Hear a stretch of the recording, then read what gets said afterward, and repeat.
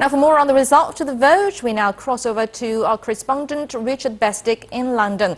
Richard, hello there. Well, according to the announcement, 52% of voters choose to leave the European Union. Was that result expected, and how is the reaction in London? Well, overnight, the Remain camp started off confidently, and that confidence was mirrored in the money markets, where sterling began to rise steadily as it became ever clearer during the night that Britain was going to reject the European Union after a membership of more than 40 years. The pound crashed. It's fallen 10%, which obviously means for household bills using imported goods, the cost is going to rise by 10%, and for exports, that too will rise by 10%. That crash in the pound is the biggest, bigger than the financial crisis of 2007. It's bigger than when the sterling crashed out of the European exchange rate mechanism. So it is quite unprecedented. The markets should be opening around now. The opening is expected to be delayed because the prices there will be so volatile. It's expected that the Bank of England will be taking measures, will be stepping in to protect the pound. A delay in the markets might protect share prices for a while, but the FTSE 100, that measure of the worth of Britain's main businesses and industries, is expected to fall something in the region of 200 to 300 points. In the next few minutes, the UK Prime Minister David Cameron will be coming out of his official residence, number 10 Downing Street, to make a statement there, presumably explaining where we go from here. But the financial and political consequences are huge. There is already a big question mark hanging over the political future of Mr. Cameron and, of course, his Chancellor of the Exchequer, George Osborne, both of whom campaigned so strongly for remaining in the European Union. The question now is, can they sit at the head of a government which has been instructed by the British people to carry out a policy to which the Prime Minister and the Chancellor of the Exchequer are diametrically opposed. A very difficult situation indeed. So the next thing we could see, not immediately, but within days, is the resignation of the Prime Minister. Could that then trigger a general election? They are the stakes we're talking about here. All right. Well, Richard, you mentioned Prime Minister David Cameron is expected to address the country. What can we expect from his speech, given that he's a supporter of the stay camp?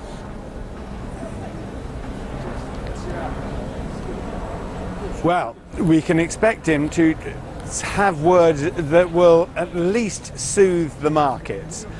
He will say that he is in a position to accept the word of the people.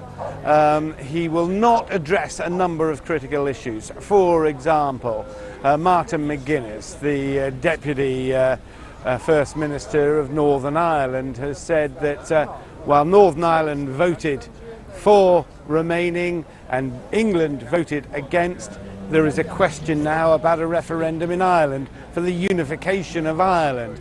In north of the border, the Scottish Nationalist Party will be demanding a further look at the possibility of yet another referendum on independence for Scotland, because Scotland resoundingly voted in favour of Remain and England didn't. The signal this vote sends to the rest of the world is one of a divided country. London, Scotland and Northern Ireland all very much in favour of remaining in the European Union. The other half, and we are talking about a country split down the middle here, the other half wanting to leave the European Union. It'll be a difficult statement for David Cameron when he comes out. He has to say that he has to admit in front of the population that all the advice he gave, all the warnings, the dire economic warnings, have been ignored. The people have gone the other way, regardless of everything he said over the last 4 months. It will be a very difficult statement for him to make indeed. Well, Richard, from your own point of view, what comes next from here for both the UK and EU in terms of economy and politics? Well, the mechanism... All right. Prime Minister David Cameron is making a statement responding to the referendum England, result. Scotland, Wales, Northern Ireland and Gibraltar have all had their say. We should be proud of the fact that in these islands we trust the people with these big decisions. We not only have a parliamentary democracy, but on questions about the arrangements for how we're governed, there are times when it is right to ask the people themselves, and that is what we have done. The British people have voted to leave the European Union, and their will must be respected. I want to thank everyone who took part in the campaign on my side of the argument, including all those who put aside party differences to speak in what they believed was the national interest. And let me congratulate all those who took part in the Leave campaign for the spirited and passionate case that they made. The will of the British people is an instruction that must be delivered. It was not a decision that was taken lightly, not least because so many things were said by so many different organisations about the significance of this decision. So there can be no doubt about the result. Across the world, people have been watching the choice that Britain has made. I would reassure those markets and investors that Britain's economy is fundamentally strong. And I would also reassure Brits living in European countries and European citizens living here that there will be no immediate changes in your circumstances.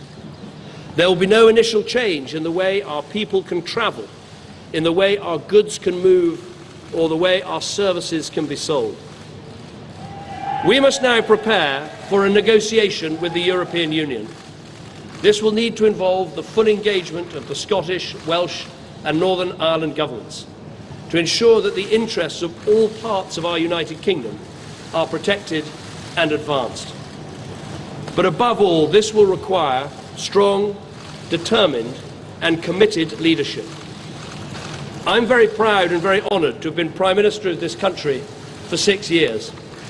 I believe we've made great steps, with more people in work than ever before in our history, with reforms to welfare and education, increasing people's life chances, building a bigger and stronger society, keeping our promises to the poorest people in the world, and enabling those who love each other to get married whatever their sexuality. But above all, restoring Britain's economic strength. And I'm grateful to everyone who's helped to make that happen. I've also always believed that we have to confront big decisions, not duck them. That is why we delivered the first coalition government in 70 years to bring our economy back from the brink. It's why we delivered a fair, legal and decisive referendum in Scotland. And it's why I made the pledge to renegotiate Britain's position in the European Union and to hold a referendum on our membership, and have carried those things out. I fought this campaign in the only way I know how, which is to say directly and passionately what I think and feel, head, heart and soul. I held nothing back. I was absolutely clear about my belief that Britain is stronger, safer and better off inside the European Union. And I made clear the referendum was about this and this alone, not the future of any single politician, including myself. But the British people have made a very clear decision to take a different path. And as such, I think the country requires fresh leadership to take it in this direction. I will do everything I can as Prime Minister to steady the ship over the coming weeks and months. But I do not think it would be right for me to try to be the captain that steers our country to its next destination. This is not a decision I've taken lightly, but I do believe it's in the national interest to have a period of stability and then the new leadership required. There is no need for a precise timetable today, but in my view we should aim to have a new Prime Minister in place by the start of the Conservative Party conference in October. Delivering stability will be important, and I will continue in post as Prime Minister with my Cabinet for the next 3 months. The Cabinet will meet on Monday. The Governor of the Bank of England is making a statement about the steps that the Bank and the Treasury are taking to reassure financial markets. We will also continue taking forward the important legislation that we set before Parliament in the Queen's speech. And I've spoken to Her Majesty the Queen this morning to advise her of the steps that I'm taking. A negotiation with the European Union will need to begin under a new Prime Minister. And I think it's right that this new Prime Minister takes the decision about when to trigger Article 50 and start the formal and legal process of leaving the EU. I will attend the European Council next week to explain the decision the British people have taken and my own decision. The British people have made a choice. That not only needs to be respected, but those on the losing side of the argument, myself included, should help to make it work. Britain is a special country. We have so many great advantages. A parliamentary democracy where we resolve great issues about our future through peaceful debate. A great trading nation with our science and arts, our engineering and our creativity respected the world over. And while we are not perfect, I do believe we can be a model of a multiracial, multi-faith democracy where people can come and make a contribution and rise to the very highest that their talent allows. Although leaving Europe was not the path I recommended, I am the first to praise our incredible strengths. I've said before that Britain can survive outside the European Union, and indeed that we could find a way.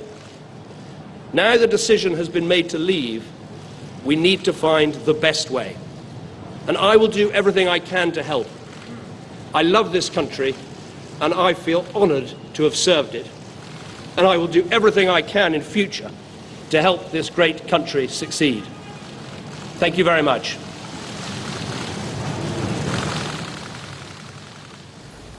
And that was the UK Prime Minister making an address responding to the result of the referendum.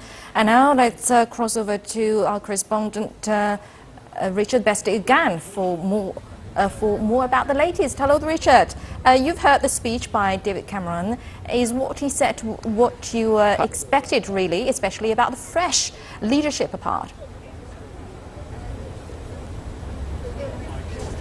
Well, what you heard there, Chung Lei, was a resignation statement. He's not going immediately, not in the next couple of hours, next couple of days, but by the end of the summer, he has accepted the position that negotiating Britain's exit from the European Union from a man so firmly committed to remaining in and having made all those arguments over the last 4 months, that he cannot head those negotiations.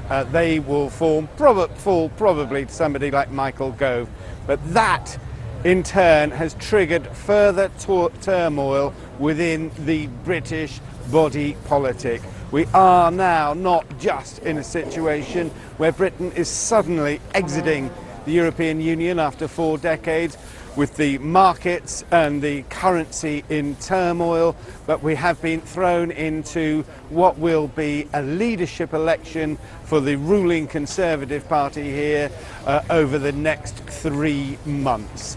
It was clearly the most difficult political statement David Cameron has been called on to make in his political career.